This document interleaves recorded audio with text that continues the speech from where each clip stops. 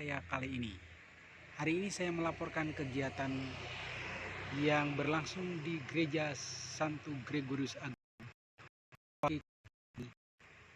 hubungan dengan pertemuan Rasul Romo Mapa Awam dengan perang membawa damai. Sabtu tanggal 2023 jam 11.30 sampai dengan jam 4. Inilah laporan selengkapnya. Salam jumpa kembali di channel saya kali ini. Hari ini ada kegiatan di pusat paroki Gregorius Agung. Berlangsung kegiatan yang diikuti oleh 50-an umat. Siapakah mereka? Berikut penjelasannya dari Ketua Panitia Ibu Maria.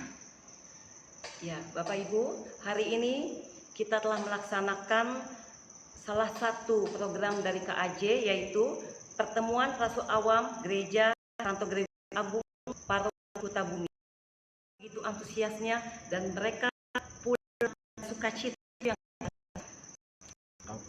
menjadi latar belakang dilaksanakan kegiatan ini, Maria. Iya, tadi sudah kami sampaikan belakangnya adalah program sendiri. Bagaimana para Rasul Awam ini atau yang bekerja di masyarakat. Yang terakhir, tujuan yang diharapkan kegiatan ini apa? Tujuan kegiatan untuk jejaring inilah satu, mempersatukan dan memiliki kemitraan pelayanan pastoral dan pelayanan masyarakat. Itu yang pertama. Yang kedua adalah memiliki kader-kader terbaik yang siap dipersatukan saat bangsa negara membutuhkan. Kemudian yang ketiga, membimbing dan melibatkan yang bergerak di berbagai bidang dan memiliki semangat yang tinggi untuk menciptakan pemadaman di tengah masyarakat. Yang keempat, memiliki jejak soal yang menjasa dan terus selalu berkembang. Terima kasih Bu. Dan hadir di dalam kami. Kami juga berdoa untuk yang akan menyerahkan. Kalau disebut tadi kaderisasi dan kerasulan kemasyarakatan, dapat menyadari di mana tempatku berada ini, bagaimana prosesnya Allah peran dalam situasi kita saat ini. Kalau saya merenungkan perjumpaan siang hari ini, sedikit sharing dari ayah saya yang lalu. Sejak saya SD, sejauh saya ingat, dia itu menjadi bendahara di gereja lingkungan, di RT bendahara, ya RW, arisan, ada arisan pada waktu itu arisan sopir-sopir demikian, karena beberapa kelompok itu sampai akhirnya ayah menjadi bendahara. Dan ketika ayah pulang, buku ditinggalkan atas nasib nambah berapa, pinjam berapa, bunganya berapa, awalnya berapa, itu kan semuanya dari saya.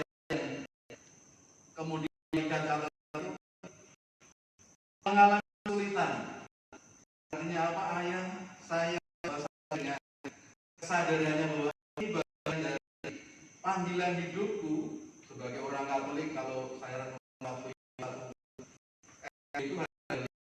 yang akan, tetapi saya dipercaya untuk mengelola yang sedikit, maka dari warga sekitar mempunyai kualifikasi yang kemudian menurut saya hidupnya dan menurut keuangan itu.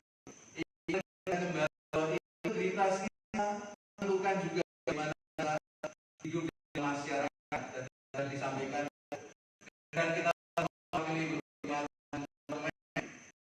dari lagi seperti Bapak, kita di baris, kita menang panggilan untuk menjadi orang yang meskipun dari baptis tapi kemudian setiap panggilan ada keputusannya.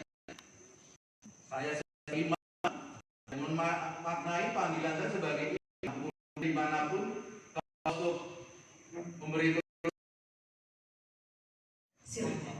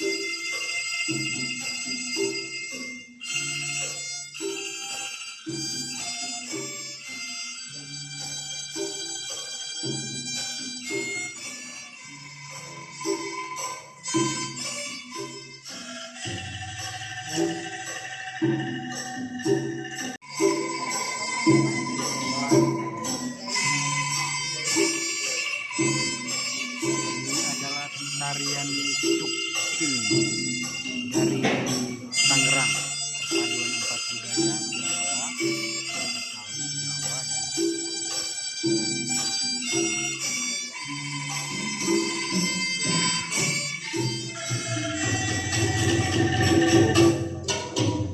hujan gerimis ada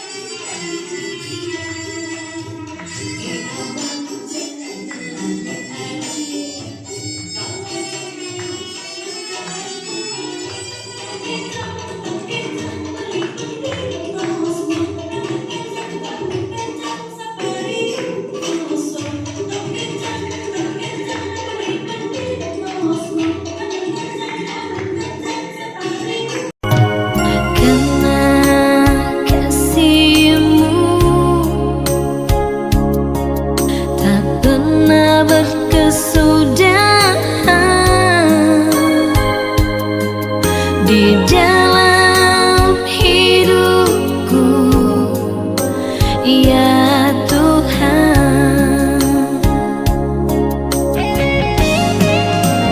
Ku ucap syukur maupun di booking untuk acara-acara Bapak Ibu. Terima kasih Bu Maria, terima kasih Gaby, Felis ya.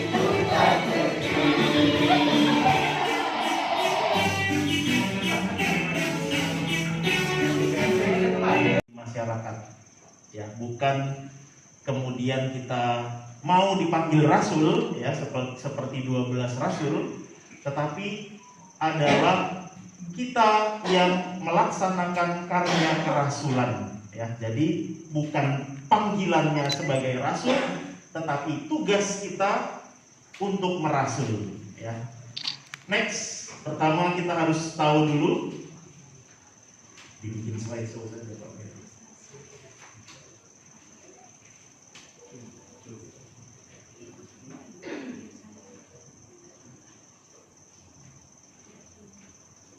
Martabat kaum awam.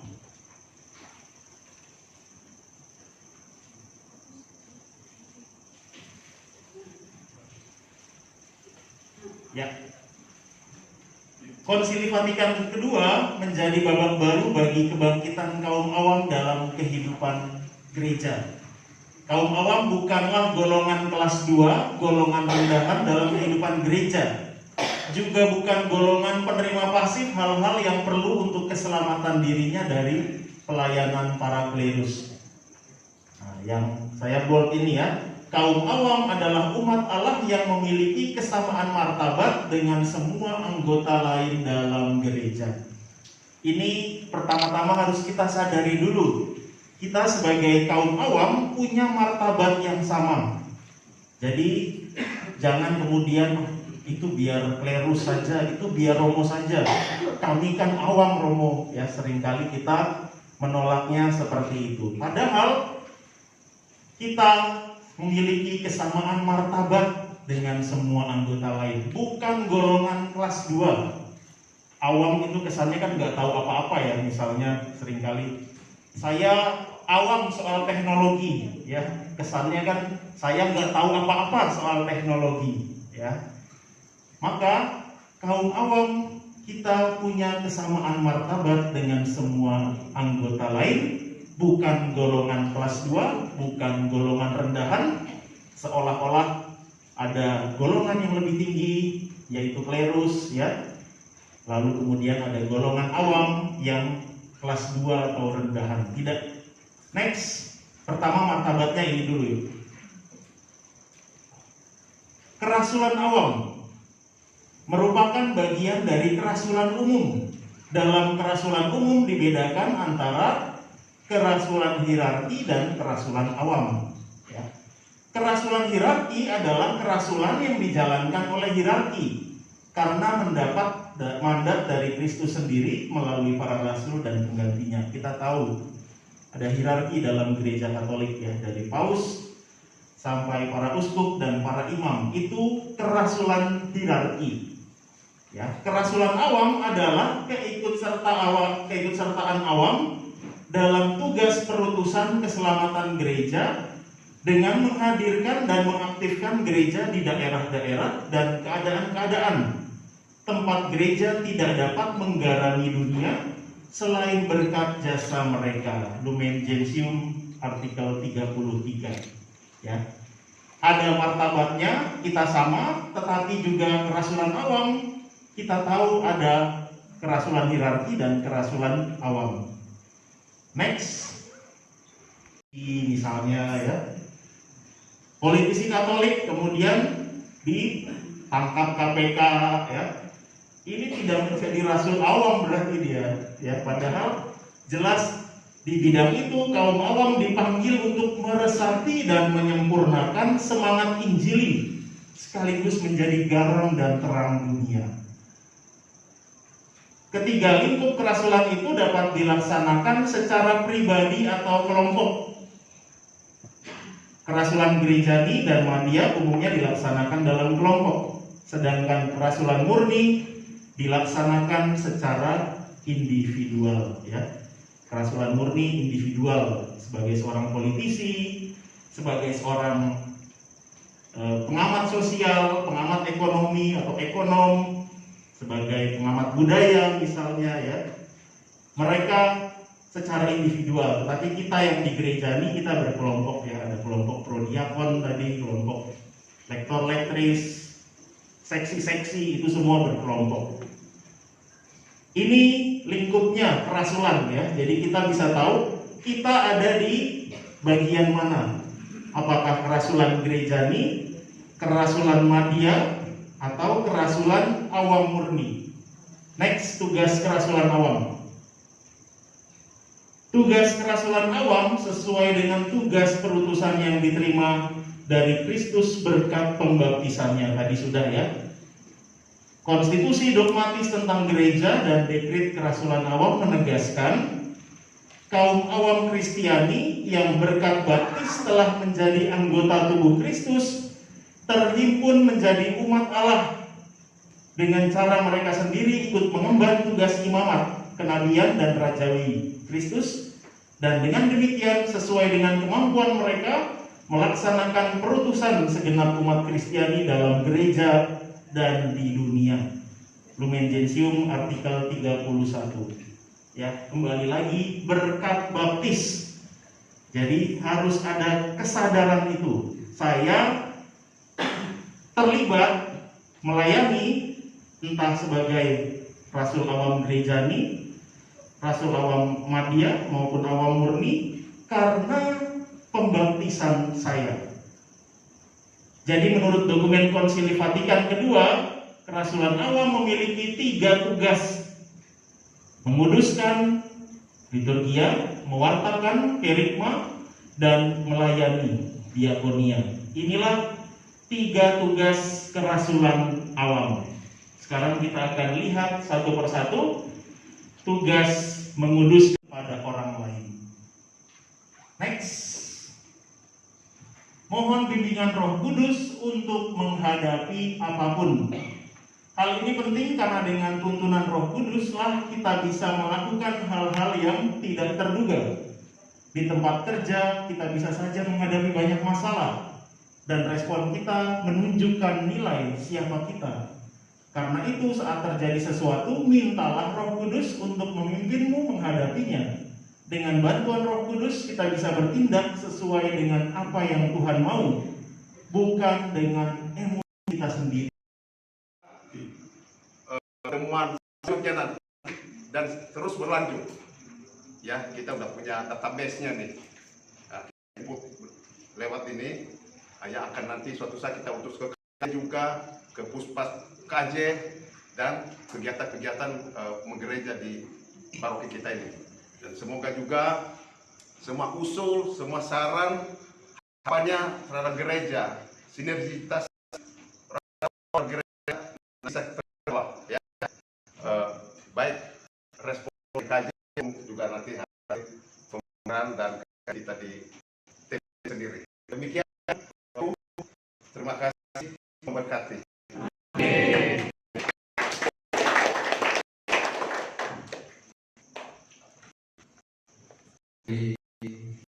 Salam belum saya ucapkan ini ya.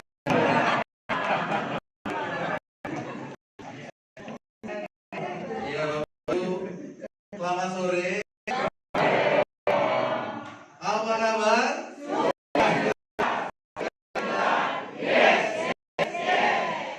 Semoga Bapak dalam perjumpaan ini